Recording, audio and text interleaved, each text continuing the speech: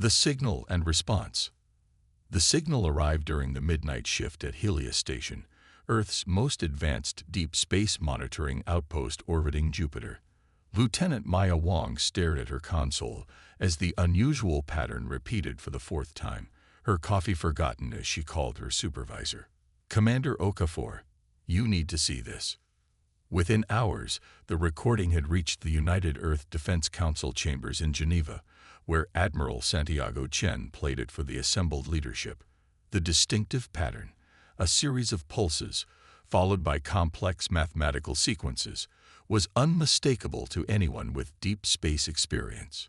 It's a distress call, Chen explained, his weathered face grim beneath the holographic stars projecting across the chamber ceiling.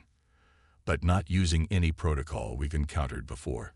The origin is the Vega sector, approximately 310 light-years from Earth.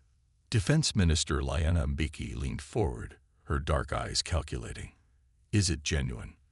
We've only been an interstellar species for 30 years. Most civilizations out there still avoid direct contact with us.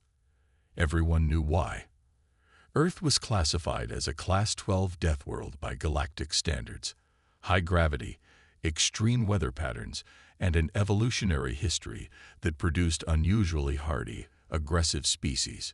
Humans were viewed with caution across known space, respected for their resilience, but feared for their potential for violence. Chen nodded. We've confirmed significant weapons discharge in the sector. Something catastrophic is happening there. And why should Earth intervene? Asked the Chinese representative. We have our own systems to protect. Admiral Chen's response was immediate. Because they asked, and because whatever can threaten an established spacefaring civilization could eventually threaten us. The vote was narrowly in favor of intervention. 3 hours later, Captain Alina Reyes received emergency orders aboard the UES Thunderchild, Earth's newest deep space cruiser docked at the Luna Naval Yard. Reyes was in the ship's gymnasium when the call came, her muscular frame glistening with sweat as she completed her daily resistance training, a necessity for spacefaring humans to maintain the strength their high-gravity world had gifted them. At 42, she was in her prime, dark hair cut in a practical bob, with stress lines around her eyes that spoke of battles won and lost. Captain, her XO, Commander Daichi Tanaka, saluted as he entered. Fleet Command Priority Transmission. She toweled off, nodding. Put it through to my quarters. I'll be there in 5. In her Spartan cabin, Admiral Chen's holographic form delivered the news. Captain Rice, the Thunderchild will lead a response fleet of 5 vessels. Your mission is humanitarian in nature. Respond to the distress call, render assistance if appropriate, and gather intelligence on the aggressors. Rules of engagement, sir. Defensive posture initially, but you have full discretion if Earth forces or the distressed civilization face imminent threat. Remember, Captain, out there, you represent not just Earth but humanity itself. Reyes understood the unspoken message. Most species found humans unpredictable and dangerous. This mission would either reinforce that fear or begin to change the narrative. We depart in 18 hours, she informed her senior staff in the briefing room. The holographic display showed their route through 3 jump points to reach the distress signal's origin. Chief Engineer Marcus Okafor, a barrel-chested Nigerian with hands calloused from decades of mechanical work, studied the propulsion calculations. The new antimatter drive should get us there in 9 days at maximum burn, but we'll need to recalibrate the containment fields every 72 hours. Do what you need to, Reyes replied. Dr. Zhang, what should we expect physiologically from potential survivors? The ship's xenobiologist shrugged. Impossible to say without knowing the species, Captain. I've prepared the medical bay for everything from ammonia breathers to silicon-based life forms. And the aggressors? Asked Tanaka. That's what concerns me, Reyes admitted. We don't know who or what we're facing. Lieutenant Alvarez, I want tactical drills every 6 hours during transit. Whatever's caused an entire civilization to call for help isn't going to be stopped with diplomatic niceties. Weapons Specialist Alvarez nodded grimly. The compact Venezuelan woman had served with Reyes for 8 years. The new railgun systems are online, and we've upgraded the point defense grid. Whatever's out there, we'll be ready. As the meeting ended, Commander Tanaka lingered. The crew's buzzing about the mission. Some are excited, others nervous. Can't blame them, Rice said. Most alien encounters have been carefully orchestrated diplomatic meetings. This is different. You think we'll see combat? Rice gazed at the star chart. I think whatever has a spacefaring civilization sending blind distress calls isn't coming to talk. Make sure everyone remembers their Deathworld training. The response fleet departed Earth orbit precisely 18 hours later. The Thunderchild leading, flanked by the destroyers Shackleton and Zhengyi, with the support vessels Curie and Ramanujan bringing up the rear.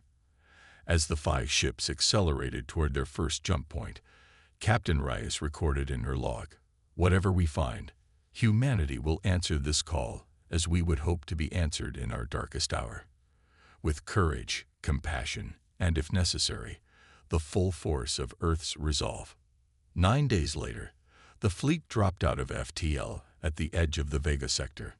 The sensor officer, Lieutenant Catry, immediately stiffened at her station. "Captain, I'm detecting massive energy discharges consistent with weapons fire around the 4th planet of the system. Multiple ship signatures, and something else. Something enormous." On the main view screen, a distant star system materialized. Orbiting the 4th planet was what appeared to be a massive structure, not a ship in any conventional sense, but a sprawling, irregular formation that seemed almost organic in its construction. "Life signs?" Rise asked. "Billions on the planet," Chatry confirmed, "but they're fluctuating wildly. Something's happening to the population." Before Rise could respond, Communications Officer Park called out, "Incoming transmission, Captain. It's coming from the planet's surface." The view screen shifted to show a humanoid figure with iridescent blue skin and large black eyes that dominated most of its face. The alien's slender frame trembled visibly, and what appeared to be silver fluid leaked from several wounds. "This is Elder Scientist Varen of the Viridian Concordat." The translator rendered in flat, emotionless English. "If you receive this message, please help us. The Scythian collective has breached our defenses. They err." The alien looked over its shoulder in obvious terror. "They are consuming our people. Our technology cannot stop their assimilation process. Please, we have children, billions of civilians." A piercing shriek cut through the transmission before it abruptly ended. "Get that signal back," Rise ordered, but Communications shook his head. "It's gone, Captain. But I'm picking up thousands of similar distress calls from across the planet." Reyes turned to Tactical. "Lieutenant Alvarez, analysis of the hostile force. The large structure appears to be their base of operations, some kind of mothership. I'm detecting hundreds of smaller craft descending to the planet's surface. Energy signatures unlike anything in our database." Science Officer Yamaguchi looked up from her console, face pale. "Captain, I'm detecting biomechanical signatures. The smaller craft, they're not ships. They're alive or partly alive. And the readings from the planet's surface suggest some kind of rapid biological transformation is occurring." Reyes felt a chill run down her spine. Humanity had encountered 18 confirmed sentient species in their 3 decades of space exploration, but nothing like this. Tactical alert. "All hands to battle stations." She activated the fleet-wide channel. "All ships, this is Captain Reyes. We are witnessing an active planetary invasion with probable xenocidal intent. Prepare to render assistance under Protocol 7. Protocol 7. Maximum military intervention to prevent genocide. XO. Prepare a recon team. We need eyes on the ground to understand what we're dealing with. Engineer Okafor, I need options for stopping whatever biological process is happening down there." As the crew rushed to their stations, the massive organic mothership seemed to shudder, as if sensing their presence. Hundreds of pod-like structures began detaching from its surface, accelerating toward the human fleet. Incoming hostiles, Alvarez shouted. Intercept course. All ships, defensive formation Delta, Reyes ordered calmly. Let's show these Scythians what happens when you prey on the desperate while humans are in the neighborhood. The UES Thunderchild's railguns powered up with a subsonic hum that resonated through the hull. Humanity was about to make its presence known. On the planet below, elder scientist Varen watched the scanner with desperate hope as 5 unknown vessels moved to intercept the Scythian attack swarm. The newcomers were smaller than any Viridian ship, more compact and bristling with what were clearly weapon systems. "Who are they?" asked his assistant, clutching a wounded arm where the Scythian nanites had begun their work before being neutralized. "I don't know," Varen admitted, "but they answered our call when no one else would."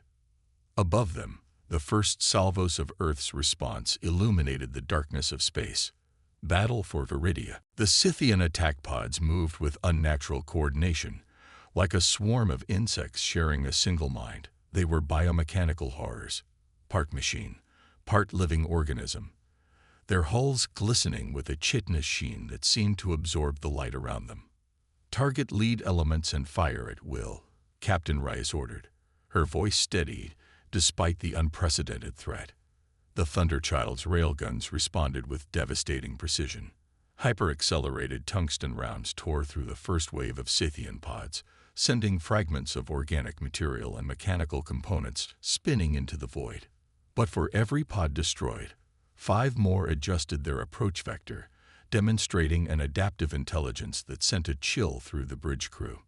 "They're learning from each engagement," Commander Tanaka observed grimly. "Then we changed the rules," Reyes replied. "Helm. Execution pattern Zeta 9. All ships, unpredictable evasion protocols. Do not establish firing patterns." Earth vessels had been designed with chaos theory algorithms built into their defensive systems, a uniquely human approach to combat that made their movements erratic and difficult to predict. As the 5 ships broke formation in seemingly random directions, the Scythian swarm momentarily faltered, their collective intelligence struggling to compute an optimal attack strategy. Lieutenant Alvarez exploited the moment, Chimera missiles armed and tracking multiple targets. Reyes nodded. "Fire."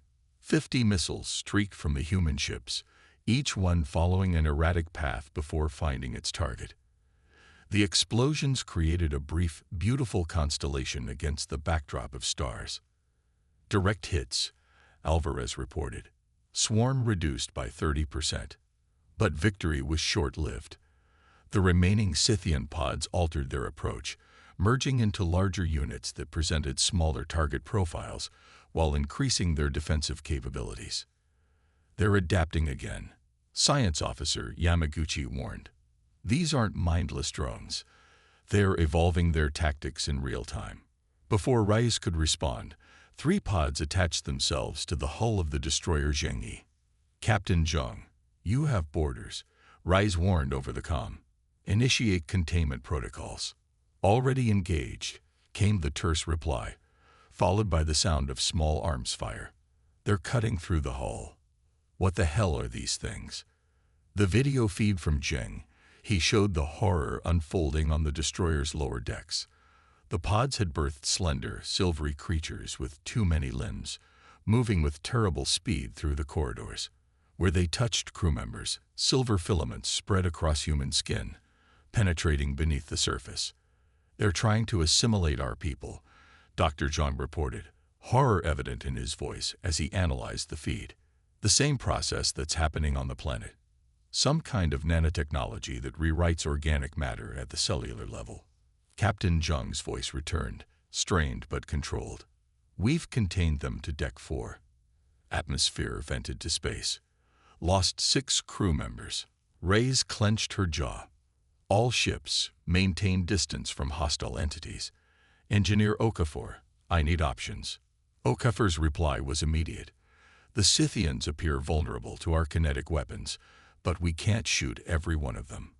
However, he paused, clearly forming an idea. "I've been analyzing their communication patterns. They're using some kind of quantum entanglement to coordinate. but there's a regular pulse that might be a synchronization signal from the mothership. Can we disrupt it? Possibly. Dr. Zhang, if these are nanites, what disrupts nanomachinery? The xenobiologist thought for a moment. Electromagnetic pulses would be most effective, but you'd need something powerful enough to penetrate their biological shielding. The Curie has the prototype Immerse cannon, Okafor suggested, originally designed for long-range communication, but we could overload it. Reyes nodded. Make it happen. Lieutenant Katri, get me a direct line to the planet. We need to coordinate with the Viridians. As engineering worked on converting the Maya-ZR system, Reyes finally established contact with elder scientist Varen, now secured in an underground facility with other Viridian leaders. Your arrival was unexpected, the alien admitted, silver fluid still seeping from his wounds. Few species would risk themselves for strangers. Humanity understands desperation. Reyes replied simply. We need information to help you effectively. What are the Scythians? What do they want? Varen's large eyes blinked slowly. They are ancient, a collective consciousness that spreads by consuming other life forms and technology. They incorporate what they consume into their biomass. Your term would be parasites. They arrived 6 days ago without warning or communication.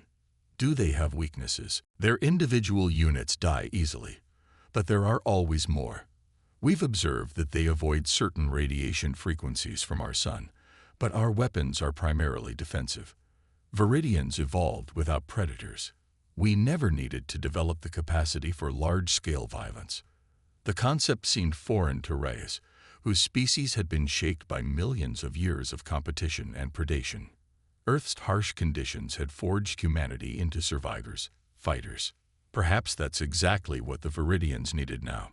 We're developing a plan to disrupt their coordination, she explained. But we'll need your help. Can your scientists provide data on these radiation frequencies they avoid? For the first time, something like hope flickered across Varen's alien features. Yes. Immediately.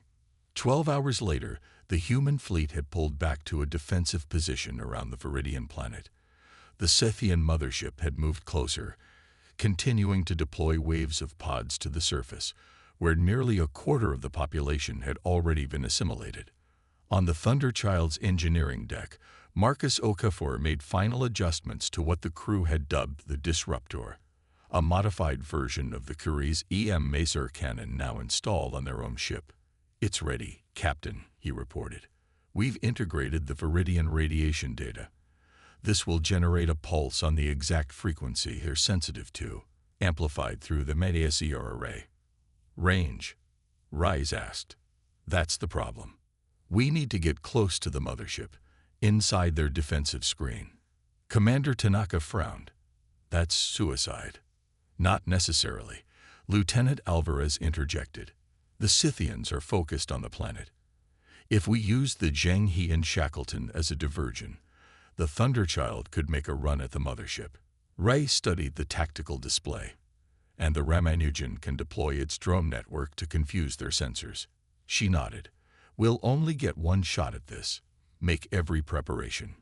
As the fleet made ready, Reyes recorded what might be her final log entry. Humanity came to the stars knowing we were viewed with suspicion and fear.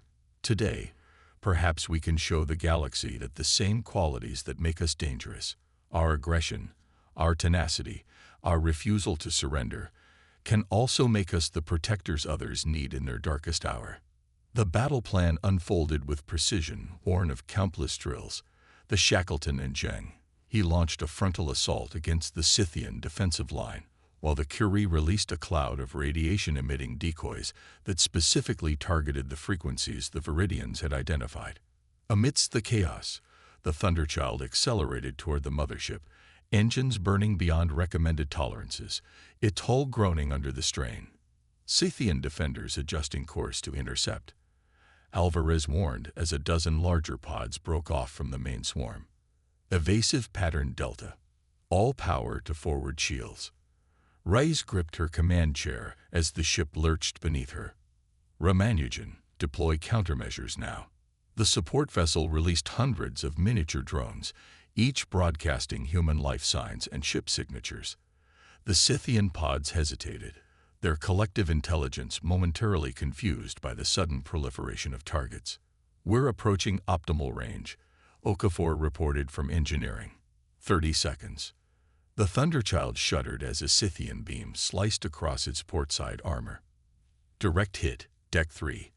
Tanaka called out. "Armor integrity at 62%. "Stay on course," Rise ordered, watching as the massive, grotesque bulk of the mothership filled their view screen, a nightmarish combination of mechanical precision and organic growth, pulsing with malevolent life. 20 seconds to optimal range. Another hit rocked the ship. "Shields failing," Tanaka warned. 10 seconds. "They're launching a massive wave of pods directly at us." 5 seconds. Rise met Okafor's eyes on the screen. "Fire."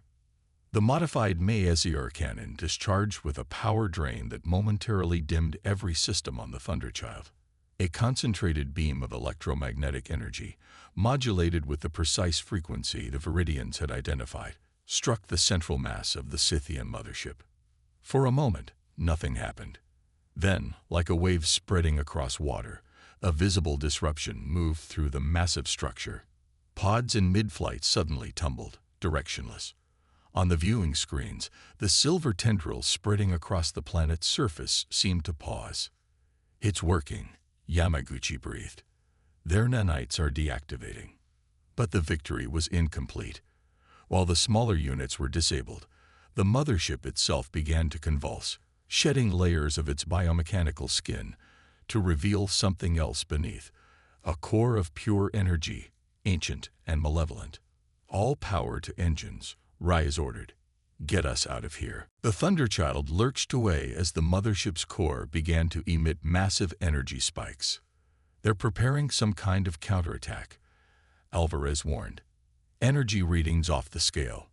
They're going to self-destruct," Yamaguchi realized. "Captain, if that core detonates this close to the planet." Rise understood immediately. The blast would sterilize half the continent. "Helm, bring us about. All power to forward shields." Commander Tanaka stared at her. "Captain, we're going to push it away from the planet." Using the Thunderchild's reinforced bow as a battering ram, Rise ordered the ship directly into the convulsing remains of the mothership. The impact sent both entities tumbling away from the Viridian world. "Engine status. Redlining," Okafor reported. "We can't sustain this output." "We don't need to sustain it. We just need one big push."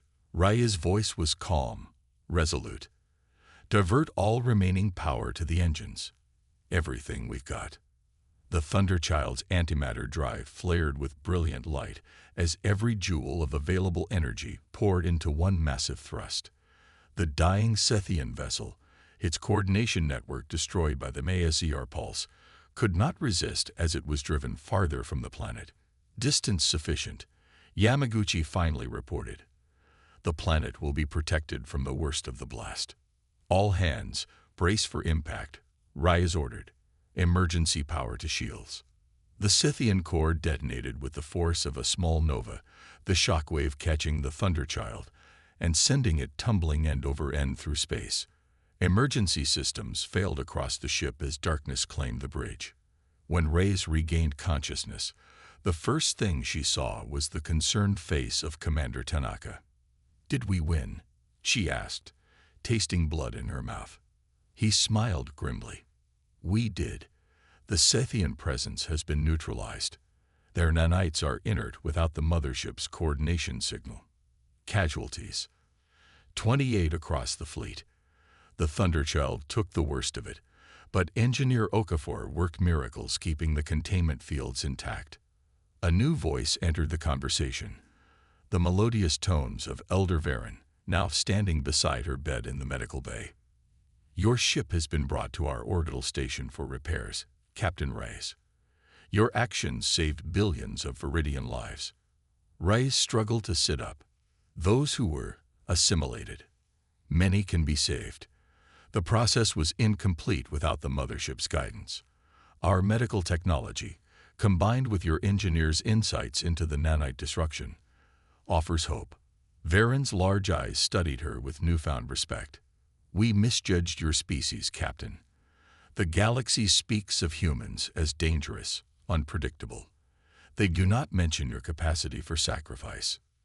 2 weeks later, as the human fleet prepared to return home, Rice stood with Varen in the Viridian High Council chamber. Outside the crystalline windows, the UES Thunderchill floated in orbit, its battle scars still visible despite extensive repairs. The Council has voted unanimously to request formal diplomatic relations with Earth, Varen announced, and to sponsor humanity's application to the Galactic Concord. Rice raised an eyebrow. I thought Earth was considered too volatile for full membership. Perspectives change. Varen gestured to a memorial being constructed in the plaza below, a sculpture depicting human and Viridian hands clasped together. What the galaxy feared in you, your aggression, your adaptability, your willingness to fight, saved us when our peaceful evolution left us defenseless. Perhaps what the galaxy needs is not fewer Deathworlders, but more Guardians. As Captain Rice prepared to board the shuttle back to her ship, she glanced one more time at the Viridian world below, still scared by the Scythian attack, but healing, surviving, just as Earth had done countless times throughout its violent history. Set course for home, she ordered once back aboard the Thunderchild, and send a message to Fleet Command. Mission accomplished. And tell them to prepare for visitors. I think humanity just made some new friends. As the human fleet departed Viridian space, word was already spreading through the galaxy. The dangerous Deathworlders from Earth had done what no one else dared. They had answered a desperate call, fought an ancient enemy, and sacrificed themselves for strangers. Perhaps, the whispers said, humanity's place among the stars was not something to be feared after all, but welcomed as guardians of the void.